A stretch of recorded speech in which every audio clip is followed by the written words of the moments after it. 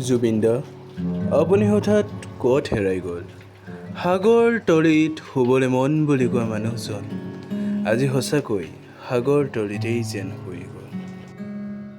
সেই পোষ্টাৰত দেখা ছোৱালীজনীৰ দুৰ্দান্ত প্ৰেমিকজন যে আৰু আমাৰ মাজত নাই। কাকো ক্ষেন্তাও খাতিৰ নকৰা মানুহজন, অন্যায়ৰ বিৰুদ্ধে গৰজি উঠা মানুহজন আজি যেন হঠাৎ নিমাত হৈ গ'ল।